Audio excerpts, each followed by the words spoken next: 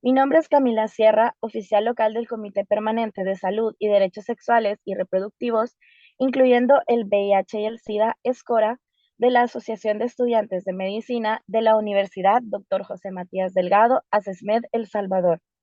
Les damos la bienvenida a todos los asistentes y al ponente a nuestro webinar Cómo atender un parto.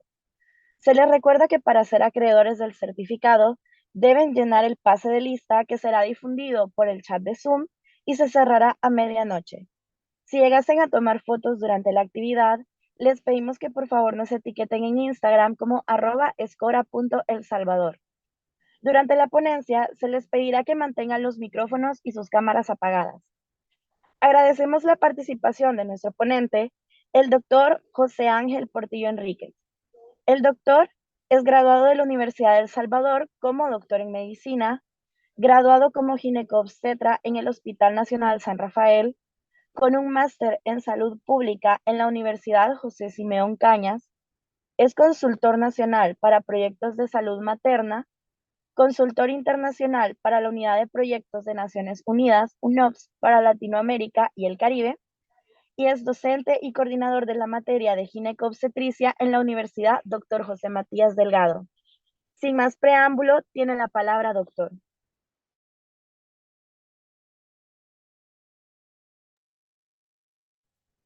Buenas noches a todos. Realmente es un placer para mí compartir con ustedes. Eh, Aplaudo la iniciativa de compartir esta temática que parece tan normal como dice el título, pero es importante a la hora de tomar decisiones cuando el rumbo eh, toma una situación diferente. Saludos a todos y quiero decirles que esto es más que una conferencia, es un conversatorio con ustedes. Espero que hayan muchos alumnos de la Ginecostetricia 1 para aclarar algunos puntos importantes y para los que todavía no han llegado a la ginecostetricia, pues bienvenidos a este tema tan apasionante de la obstetricia. Ok, solo decirles de que voy a presentar algunas láminas y luego presentaré un video y al final compartiremos las respuestas a sus preguntas o sus inquietudes. Con gusto, de verdad, me pueden interrumpir y si no, pues anotan sus preguntas y al final las resolvemos. Así que empecemos.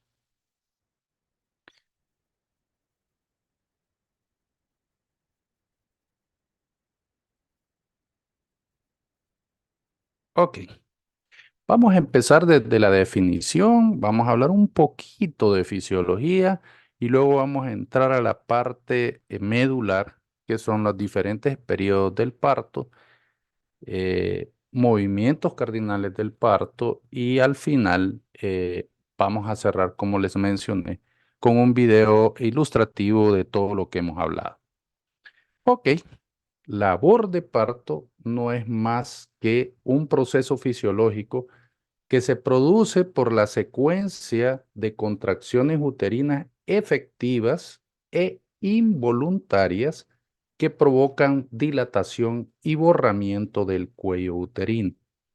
Dilatación no es nada más que la apertura desde 0 centímetros hasta 10 centímetros del cuello uterino, es decir, que el cuello se vuelve un cilindro laxo que permite también que las paredes del cuello se borren, que significa eh, borramiento no es nada más que la flacidez que presenta el cuello por efecto hormonal y de fuerzas contráctiles importantes para que pueda abrirse el cuello uterino. Es decir, el cilindro que se forma entre el orificio cervical interno y el orificio cervical externo para que el feto o el producto de la gestación pueda pasar a través eh, del cuello como último movimiento, que es la expulsión. Ok. ¿Cuáles son los actores fundamentales de esta importante obra de la naturaleza o de Dios, los que creemos en la perfección divina? Actores de la labor del parto, pues son tres con un componente emocional importante, pero los tres actores principales son la madre a través del conducto del parto, que no es nada más que la pelvis y las partes blandas, es decir, estructuras anatómicas como la musculatura pélvica. Estamos hablando no solamente de músculos, sino que también de nervios, ¿verdad? Que inervan esa zona, las fuerzas contráctiles uterinas y el pasajero que es el bebé. Es decir, que los tres actores principales son el conducto del parto, las fuerzas contráctiles y el pasajero. Pero le debemos de inyectar el estado emocional materno. Es decir, hoy en día con las nuevas leyes, independientemente de que existieran, lo de crecer juntos, el apoyo del esposo o de la familia durante el trabajo de parto, siempre ha sido importante. No es por una ley, es porque realmente la madre se siente sola en esos momentos de tomar la decisión de irse a un hospital a dar a luz. Entonces, esto es importante también a la hora de manifestarse con relación a experiencias previas, porque si tuvo una experiencia previa en su parto anterior mala, pues va a hablar muy mal del servicio o de la atención que se le dio. Pero si tuvo una buena experiencia, lógicamente también va a decir, en ese hospital o en ese lugar me atendieron muy bien y yo repito ir con esta nueva experiencia de mi segundo embarazo. Ok, voy a hablar brevemente de dos cosas fisiológicas para el inicio de la labor de parto, que comprenden cambios cervicales y cambios miometriales.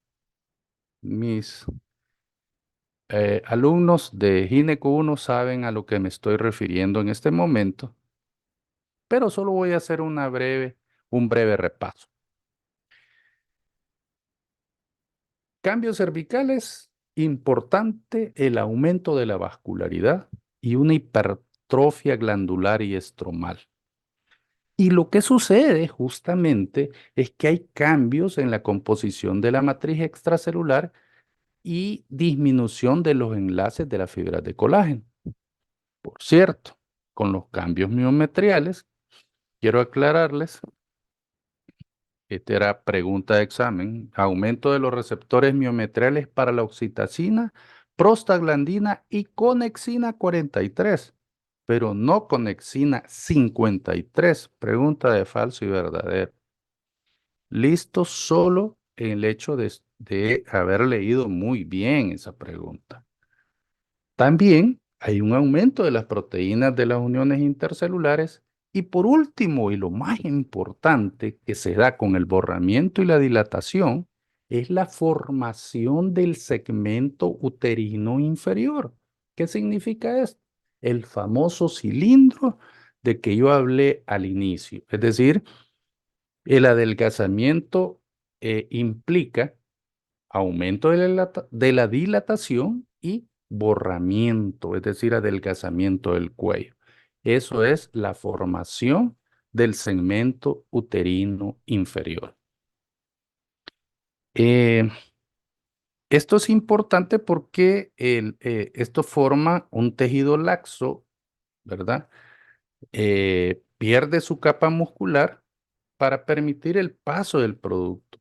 Es decir, yo les hablaba en la clase de Gineco 1 de que se pierde el istmo, es decir, pierde esa formación eh, de, de, de istmo y se convierte en un cilindro. El istmo es en la mujer no gestante. Ok, Seguimos con la parte aún de fisiología. ¿Qué es la ley del triple gradiente descendente? Significa que las contracciones inician desde el fondo, pasan hacia el centro del útero y se dirigen hacia el cuello uterino. Eso significa que a medida que el producto avanza por el canal del parto, el cérvix se acorta y en el período expulsivo el segmento uterino se distiende por efecto de las contracciones. En este momento, estamos hablando de parto normal, pero en un parto anormal existe la distosia mecánica. La distosia mecánica se refiere a que no existe ley de triple gradiente, es decir, que hay una locura, por decir así, de contracciones que no son eficientes para desarrollar dilatación y borramiento.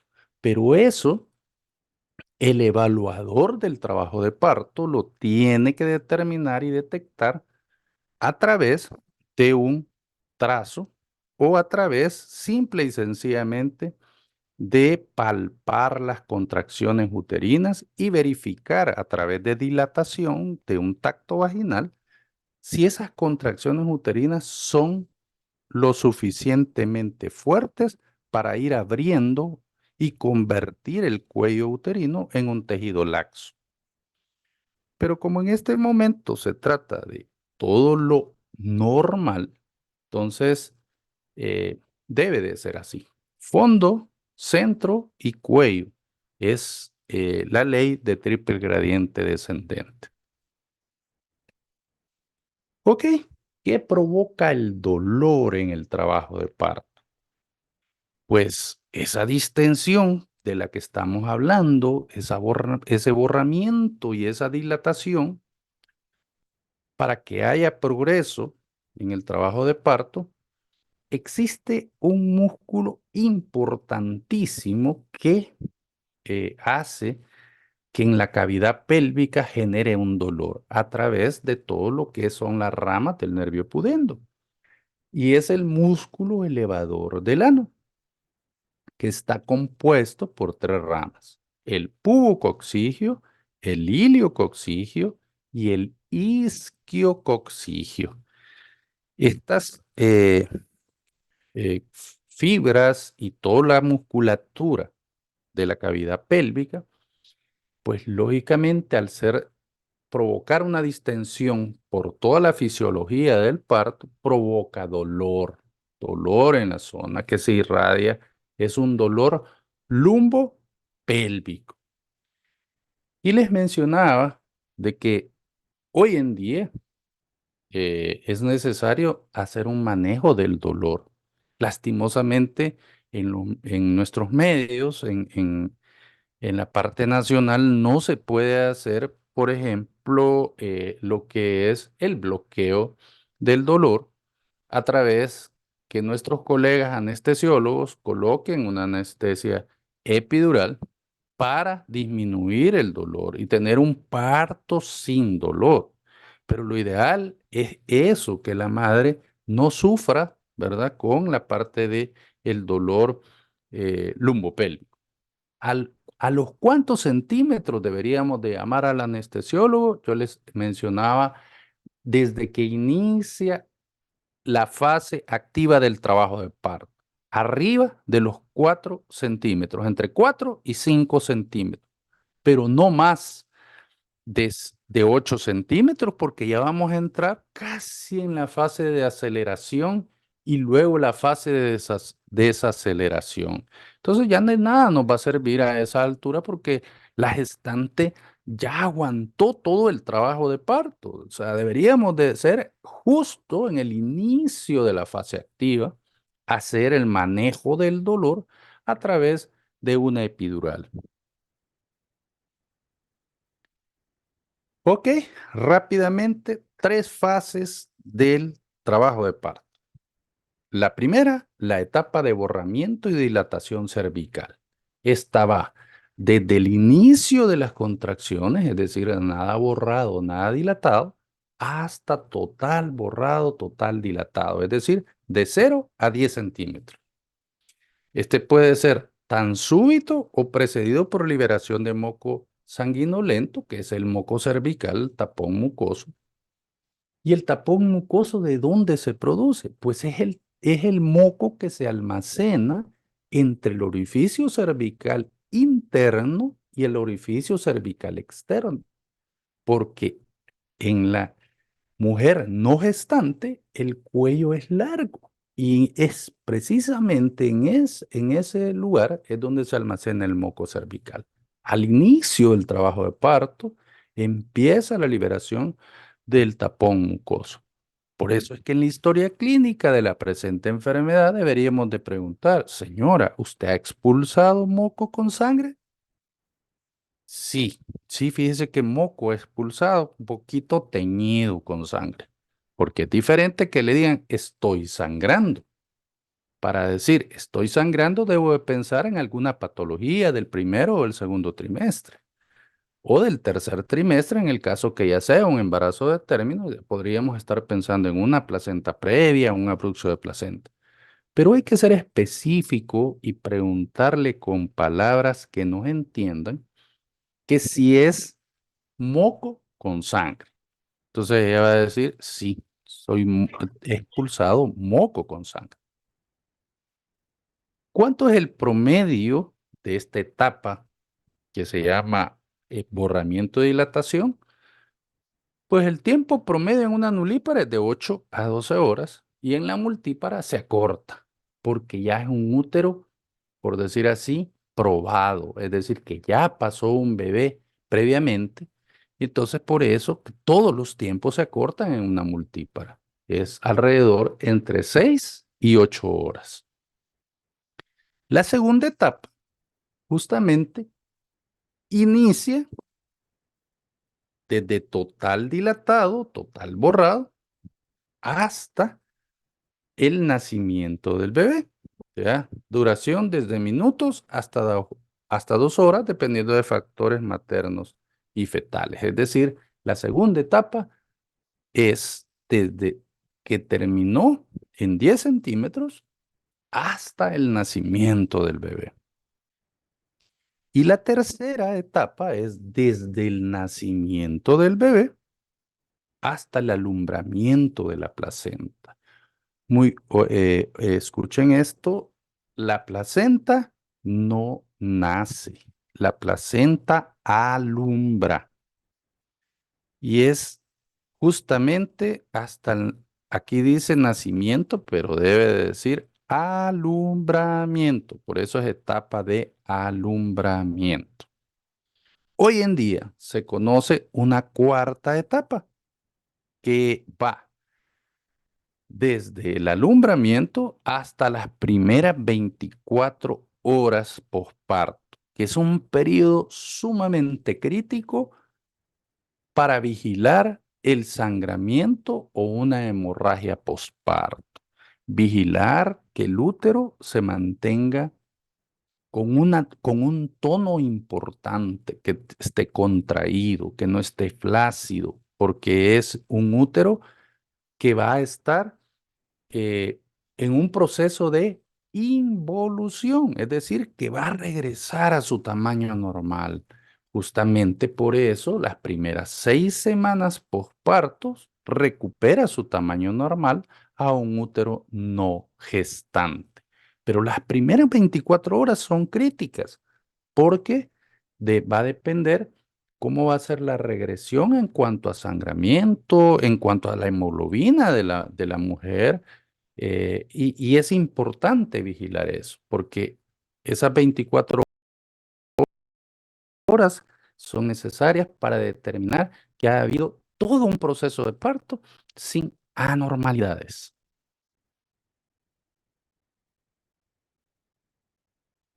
Ok, y aquí hay unas imágenes desde lo que es una figura A donde prácticamente es nada borrado, nada dilatado. Una figura B donde ya hay borramiento y una dilatación discreta que podríamos hablar de más o menos unos 3, 4 centímetros, una figura C que ya está hablando de que hay total borramiento y hay una separación del cuello de más o menos unos 6 centímetros. Y la última figura es que estamos hablando total borrado, total dilatado, es decir, es una cabeza que está lista para salir y ya después de haber realizado algunos movimientos cardinales de lo que es el parto. Es más o menos como se ejemplificaría. Ahora, otra cosa importante que debemos de saber para recomendarle a la paciente eh, cuándo debe de acudir a un centro hospitalario, porque en ese momento de decir ya tiene signos o síntomas de que ha iniciado su trabajo de parto. Las características de las contracciones van a ir al inicio de la labor de parto 10 minutos con periodos de relajación, aumentan cada 2 minutos en la fase activa con una duración de 30 hasta 90 segundos. Pero yo siempre les he explicado algo. Una paciente que ha iniciado trabajo de parto para decirle cuál es la recomendación a ella y a su compañero de vida o su esposo es, mire señora, tóquese el fondo del útero, aquí, al final, ¿verdad? Entre el apéndice sifoides y, porque hasta ahí va a estar el fondo del útero, tóquese y ahí va a sentir usted que se le pone duro como una piedra. Entonces, cuente las contracciones. Si usted ya tiene entre 4 y 5 contracciones, póngase un reloj o su esposo o su compañero de vida y cuente cuántos segundos le dura, valga la redundancia, la dureza, ¿verdad? De las contracciones. Es decir, si ya tiene 4 o 5 contracciones que le duren entre 45 segundos o más en un periodo de 10 minutos, ojo, esa señora ya inició trabajo de parto. La otra cosa es que hay fuerzas auxiliares como la presión abdominal materna, pero eso es al momento del.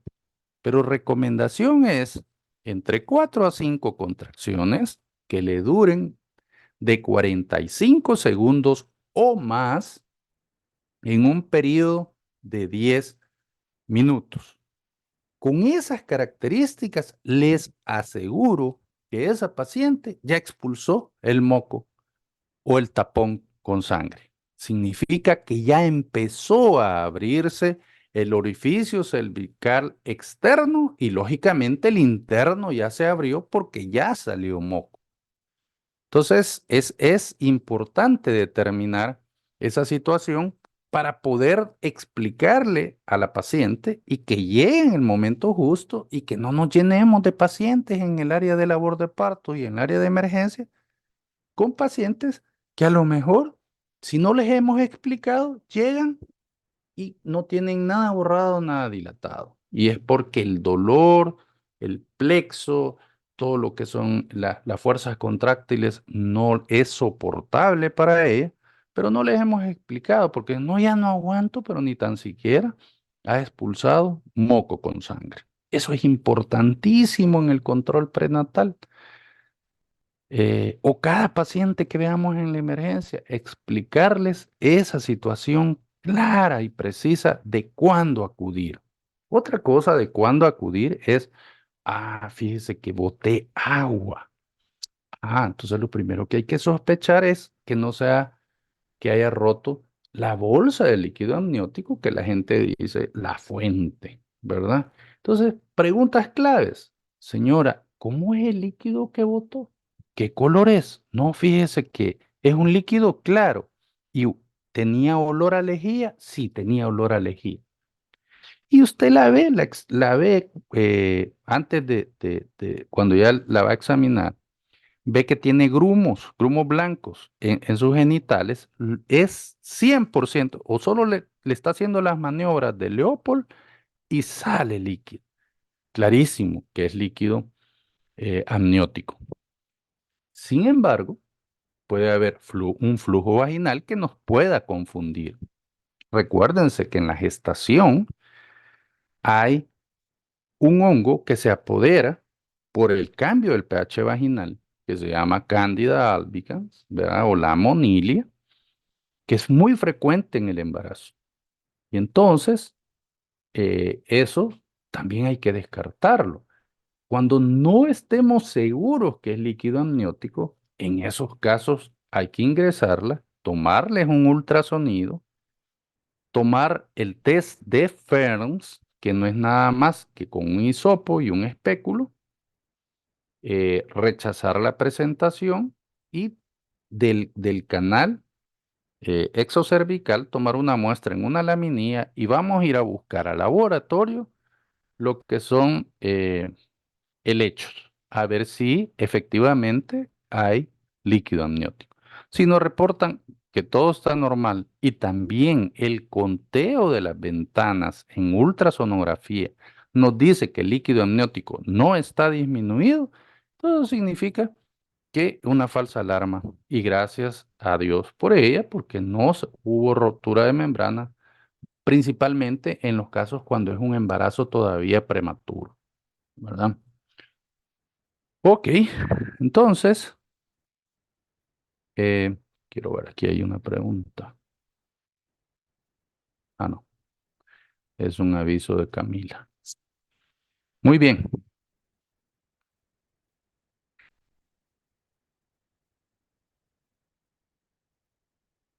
cuando llegamos ya total borrado, total dilatado, el segundo periodo que es llega la expulsión, luego viene el tercer periodo que es el alumbramiento. Dos conceptos importantísimos a la hora de describir un parto. ¿Cómo alumbró la placenta? Pues solo hay dos mecanismos, el mecanismo de Schultz y el mecanismo de Duncan.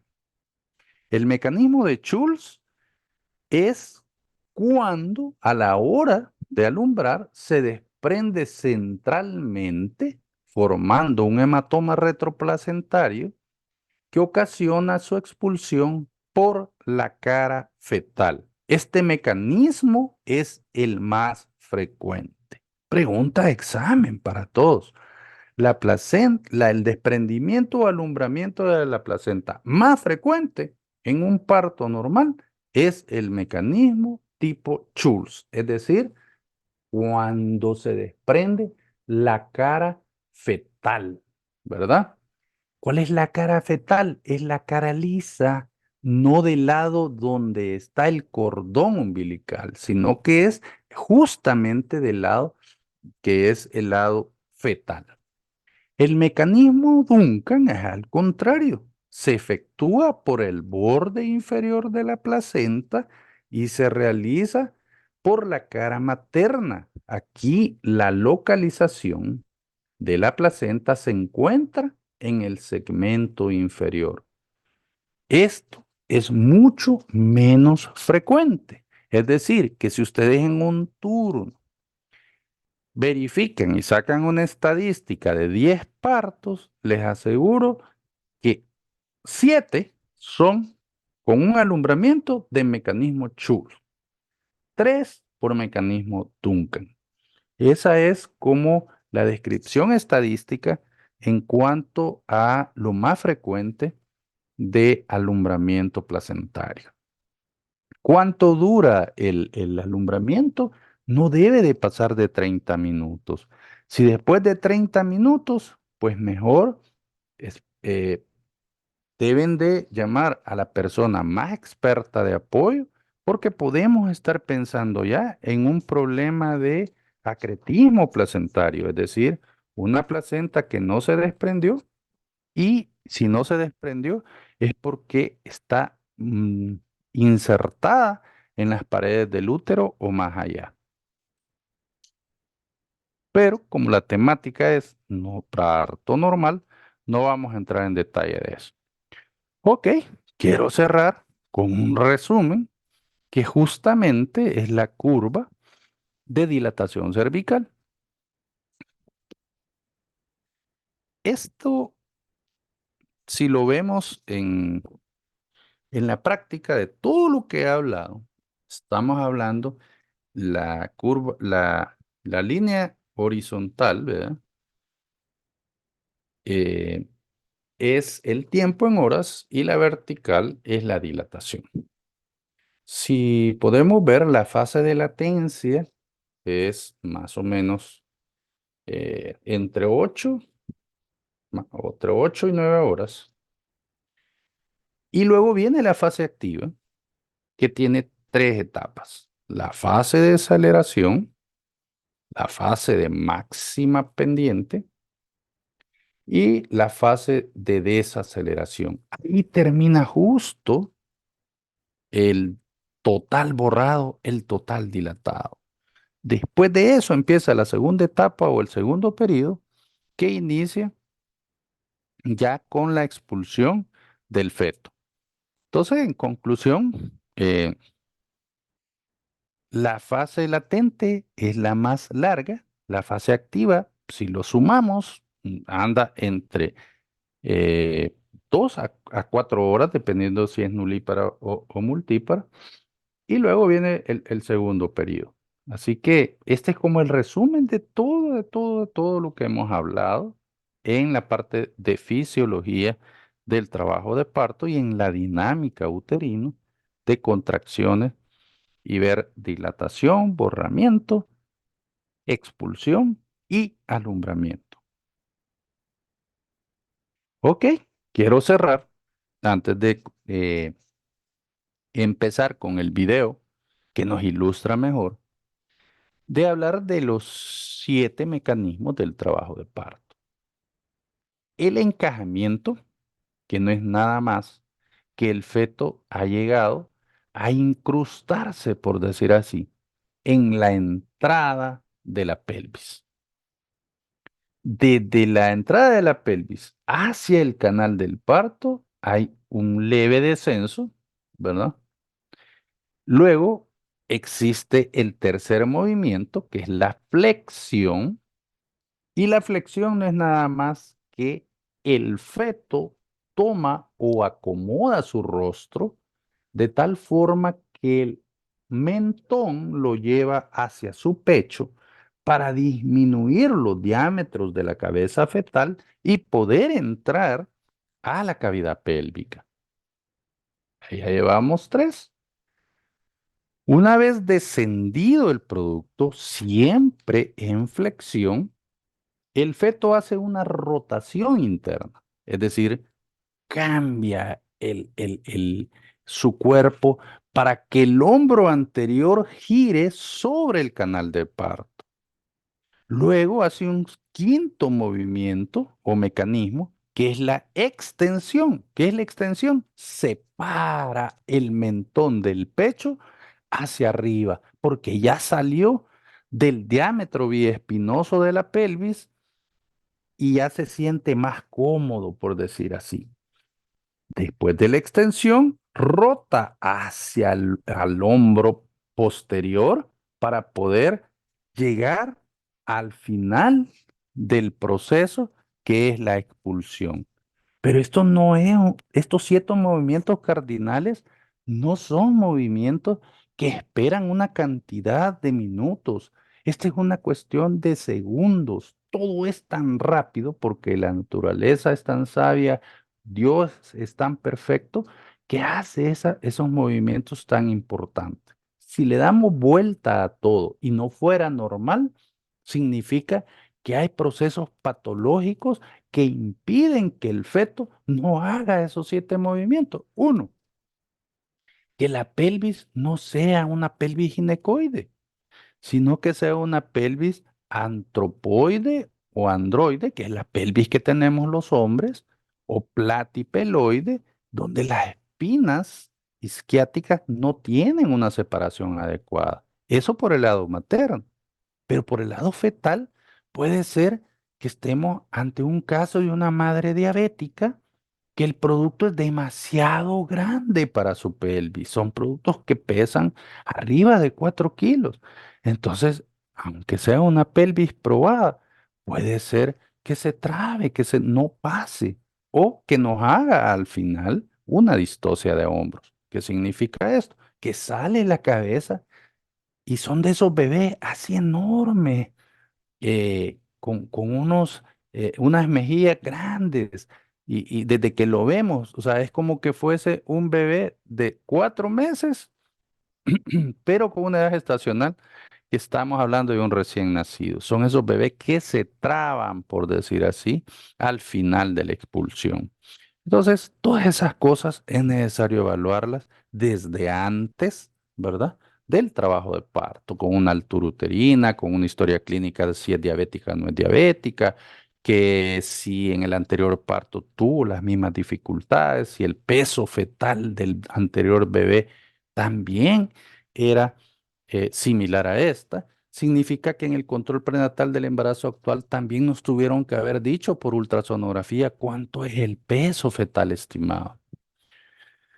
Bueno, pero eso es básicamente lo de los 7. Ok, voy a cerrar antes del video con cuáles son los insumos instrumental y medicamentos que debemos de tener en la sala de expulsión. Pues número 1, guantes estériles para el obstetra, pero también para el pediatra. Gabachón, gorro, mascarilla y zapateras para los dos, ¿verdad? Sábana con pierneras para la paciente. Es decir, hay que cubrir. Las sábanas con pierneras significa cubrir las piernas de la paciente, pero tiene un orificio en el área genital. Campos o sábanas para cubrir al recién nacido una vez salga de la madre, porque lo secamos al bebé inmediatamente, pero lo debemos de cubrir, porque recuérdense que puede entrar en una hipotermia. ¿Qué más necesitamos? Compresas, ¿verdad? Torundas para secar, tijeras. Vamos a necesitar dos tipos que debe de incluir el kit. Una tijera mayo recta para hacer episiotomía, o puede ser recta o puede ser curva. La tijera abotonada para cortar el cordón. Estamos hablando de dos tijeras. Debemos tener separadores o una valva de peso, ¿verdad? Para separar o revisar después del alumbramiento, es decir, después que alumbra la placenta. Un portaagujas por si necesitamos hacer una episiotomía, que hoy en día lo que se hace es una valoración si necesita una paciente primigesta una episiotomía. Porque si hay una buena distensibilidad del periné y el producto no es muy grande, pues con solo protección del periné, el producto va a salir con facilidad.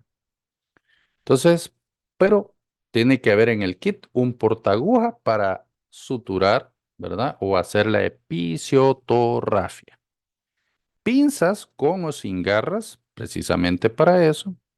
Dos pinzas Kosher, porque eso nos va a servir para pinzar el cordón una vez haya expulsado el producto como el último mecanismo de parto.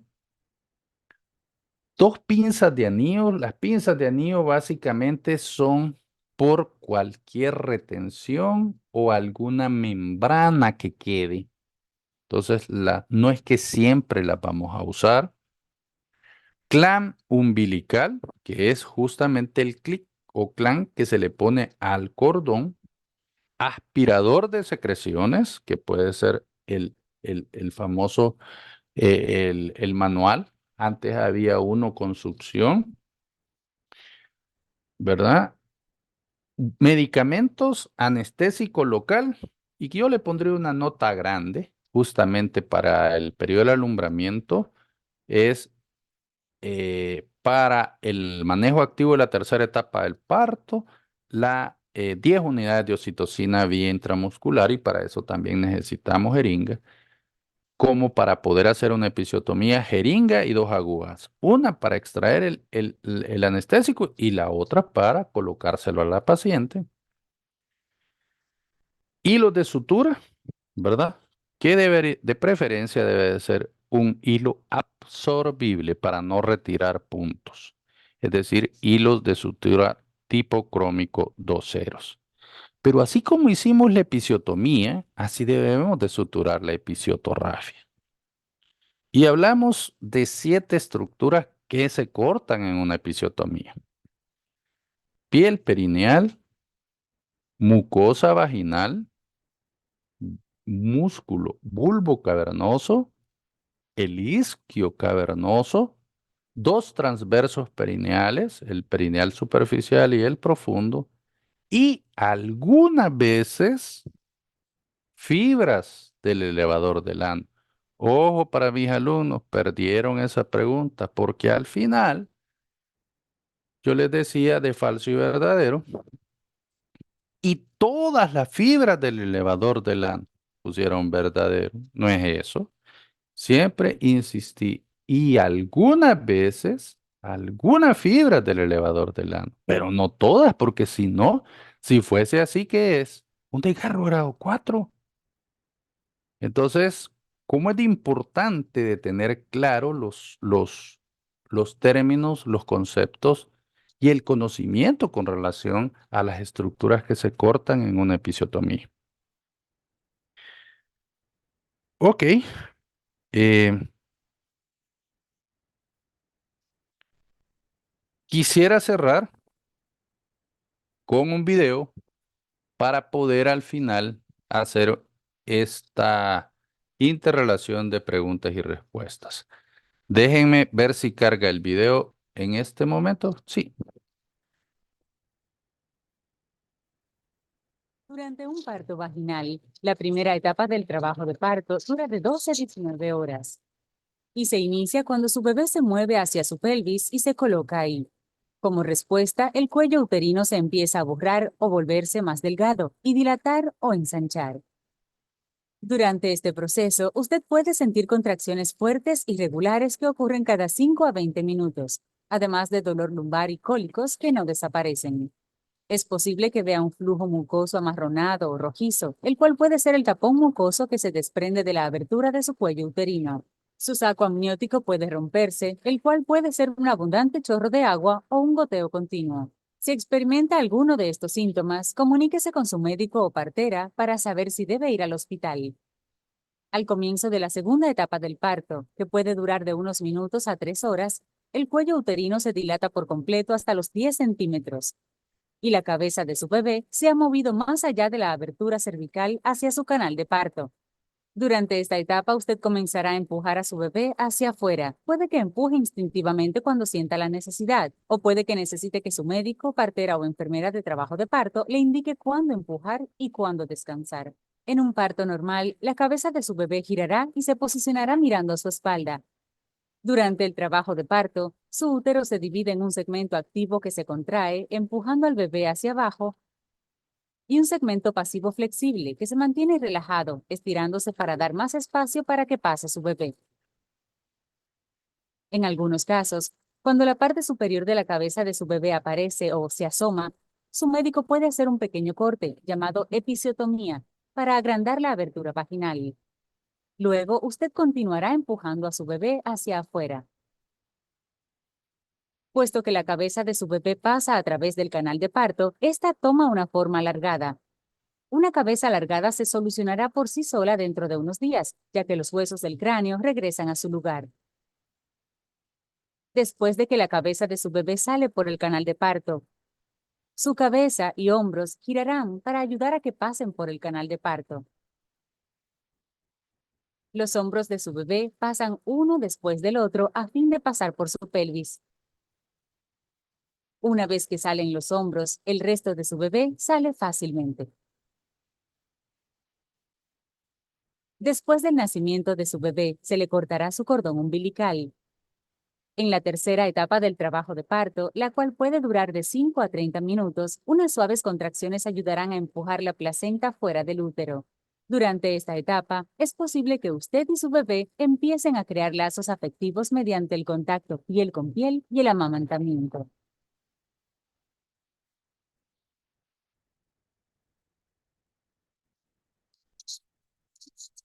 Bueno, si tienen preguntas, estoy a la orden. La primera etapa del trabajo de parto dura de 12 a 19. Muchas gracias, doctor. Ahorita daremos paso a la ronda de preguntas. Puede levantar la mano, escribirlas en el chat o también pueden encender sus micrófonos para realizarlas. Ya contamos con unas preguntas. La primera es, ¿por qué no se puede poner la epidural en el sistema público? Pues yo daría gritos y aplausos de felicidad, ¿verdad? Pero lastimosamente esto tiene un costo y lógicamente los medicamentos y el personal especializado no es que no se pueda poner, es que debe de haber un anestesiólogo debidamente entrenado para hacerlo. Pero anestesiólogo en los hospitales públicos básicamente es en horario, por decir así, horario de oficina, ¿verdad? O por horas específicas. Lo que hay son anestesistas que no pueden y no deben hacer este procedimiento. Entonces, esa es la realidad.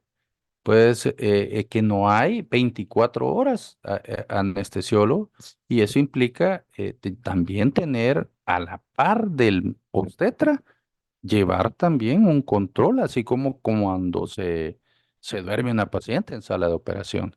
Entonces, creo que estamos a años luz. Ni el Seguro Social hace en labor de parto el manejo del dolor en una paciente parturienta.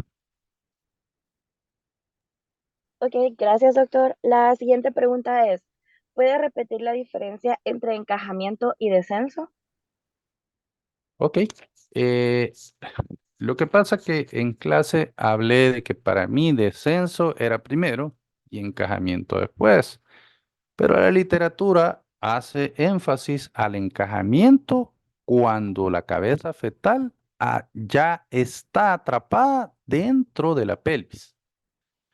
Y descenso es desde el encajamiento, es decir, desde que está entrampada hacia el canal vaginal. Es decir, por eso ahí hay unos términos que se llaman estación.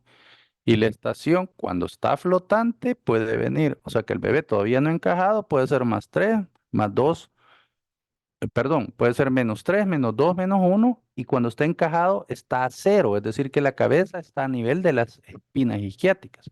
Y luego para abajo, es decir, hacia el canal, es +1, +2, +3, cuando ya la cabeza fetal abomba sobre a nivel vulvar.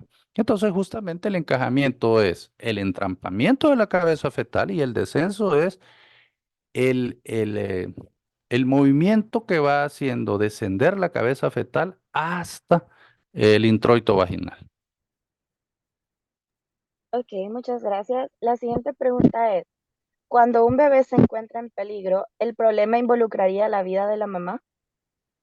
Por supuesto, porque lo que pasa es que ahí hay varios fenómenos, ¿verdad? Depende, lo que esté en peligro puede ser por un abrupto de placenta, puede ser por un sufrimiento fetal. Si es por un abrupto de placenta, que es cuando la placenta se desprende por un trauma, por un trastorno hipertensivo del embarazo, allí sí se pone en riesgo la vida de la madre.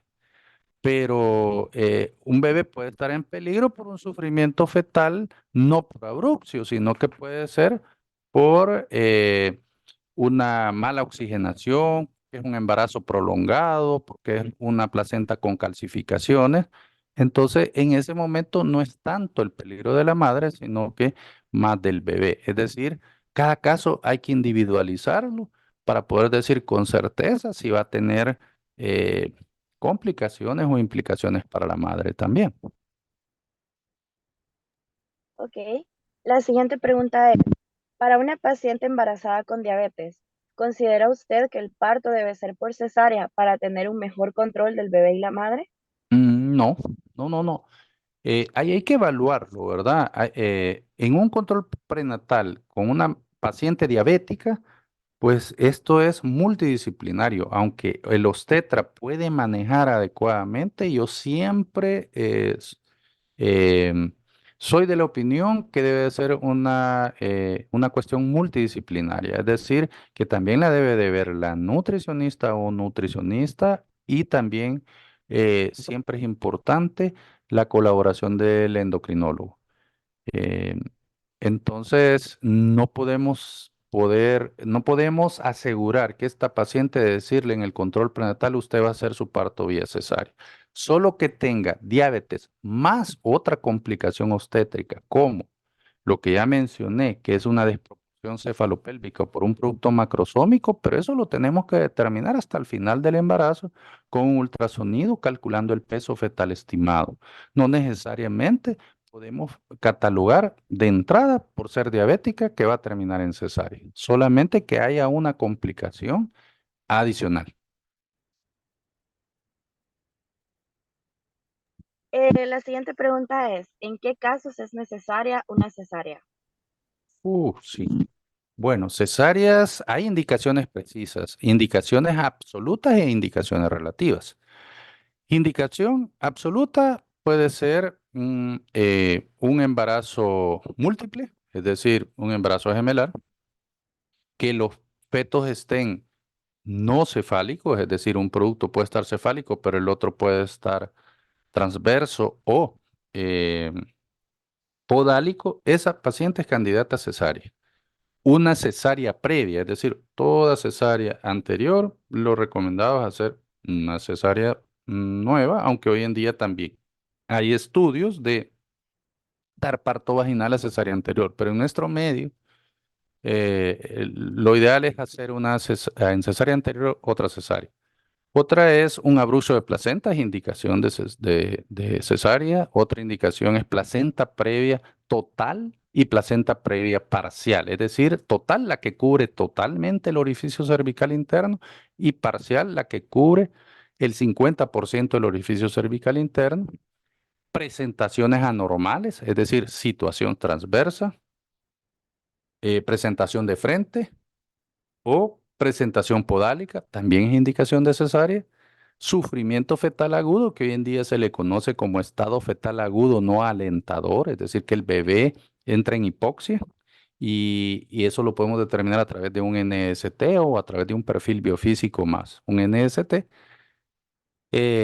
son mandatorios como indicaciones absolutas de realizar cesárea. La otra, quizás que hoy en día es de tomar en cuenta en la práctica privada, las pacientes dicen, yo le doy por escrito con abogado y todo que yo no quiero un parto vaginal y eso también es respetuoso, aunque eso se sale, ¿verdad? De lo que estamos hablando de la práctica a nivel nacional, pero en la práctica privada existe eso. Prolapso de cordón también, ¿verdad? Es indicación de hacer cesárea. Prematurez, es decir, una amenaza de parto prematuro que no lo pudimos detener. Los productos son muy prematuros que necesitan estar en incubadora. No les vamos a dar el trauma del trabajo de parto. Es mejor sacarlos inmediatamente a través de ese. La siguiente pregunta es, en caso de que la placenta no sea alumbrada completamente, sino que han quedado residuos dentro del útero, Ujú. ¿cómo se ayuda a la madre a expulsarla completamente? Bueno, primero habría que ver, porque si lo que hicimos fue una mala maniobra en el sentido de que alamos y había un problema patológico de percreta o increta, esa paciente, bueno, nos quedamos con el cordón en la mano. Entonces, esa paciente es necesaria bajar la sala de operaciones para poder hacerle un legrado bajo anestesia general y sacar todo. Pero la primera maniobra que hay que hacer es un examen bajo anestesia, sin meter la legra, ¿verdad? O la cuchara para alegrar o vaciar el contenido uterino. es hacer con nuestra mano, con un examen bajo anestesia, con un relajante, tratar de desprender los restos de placenta, ¿verdad? Y eso como primera maniobra. Si vemos que todavía hay cuestiones retenidas como cotiledones, hacemos legrado. Si vemos que eso todavía sigue sangrando, hacemos un ultrasonido ahí mismo para ver si la placenta no ha penetrado la musculatura uterina y entonces, ¿qué implicaría más que un legrado hacer una histerectomía? Ok, muchas gracias. Ya por motivos de tiempo voy a decir las últimas dos preguntas. La primera es, ¿qué es la gravidad en las embarazadas? Y la segunda es, ¿qué tanto recomienda un parto en agua? Ok, voy a contestar la primera. Bueno, la fórmula obstétrica es la G primera, significa gravidez, es decir, el estado de embarazo, es decir, cuántas veces ha estado embarazada. Entonces ustedes van a escuchar paciente grávida uno, es decir, es su primer embarazo. Y luego sigue la siguiente fórmula obstétrica, es gravidez, que es G, paridad, que es P, productos prematuros es la siguiente P, abortos y la última es vivos. Pero como la pregunta es con relación a gravidez, es el estado actual, es el embarazo actual o cuántas veces ha estado embarazada. ¿Recomiendo el parto con agua? Claro que lo recomiendo. Es como que usted estuviera, el bebé estuviera en el mismo hábitat que estuvo durante sus 9 meses de embarazo, es decir, simular el líquido amniótico, ¿no? Pero sí, quizás lo más importante, sí lo recomiendo, pero debe de tener una experiencia, el obstetra que lo va a atender, experiencia en atender partos en agua. Ok, perfecto, muchísimas gracias. Con esto finalizamos el espacio de preguntas. Agradecemos la participación del doctor Portillo por esta grandiosa ponencia. Todo lo que hemos aprendido nos servirá mucho tanto para nuestra vida profesional como personal. Gracias también por su tiempo brindado y por su compromiso con el desarrollo de los estudiantes. Y gracias a todos los ponentes, a todos los participantes por su asistencia. Saludos a todos, buenas noches y estoy a la orden. Buenas noches, doctor. A los participantes les recordamos llenar el pase de lista que se difundió en el chat de Zoom. Este va a estar disponible hasta medianoche. Los esperamos en futuras ponencias y tengan una buena noche. Gracias, buenas noches.